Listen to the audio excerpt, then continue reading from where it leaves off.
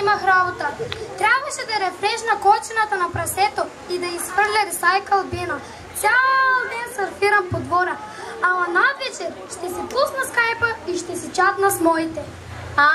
Добре ще направиш. Аз пък днес цял ден стоя на компа. Трябваше да доунландна една ябълка от градината и да максимализирам жилетката на дядото, че му е тесняла.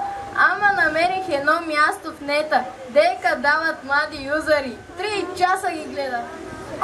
Нетке, да ми пратиш линк от скайпа, че да ги видя и аз. Дядото вече за нищо не става, рамът не му стига.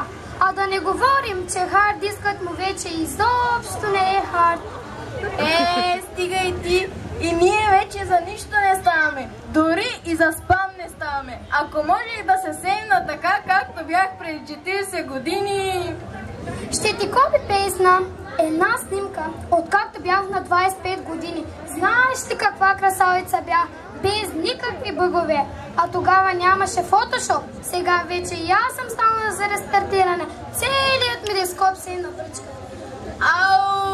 Ние се заприказвахме, ама аз се сетих, че имам работа. Трябва да комплирам един боб на дядото, че пак ще ми пусне намръщена емотикона. Ще ми услужиш ли с онази голяма лъжица, че моите всички са запирани версии? Нетке, не помниш, че ти я седнах миналата седмица? И аз си виж историто. Не помня такова нещо, бе, чатки. Как така не помниш? Ти ми се логна у нас миналата седмица и ми е рекоесна. Ама няма такова нещо. Така ли? Ти лъжкиня ли ме наричаш? Какво си позволяваш? Да ти се скапе скайпа дано. Така ли? Магарето ти троянски кон да стане. Windows да ти се бъгне и всички да видят какво криеш май документ.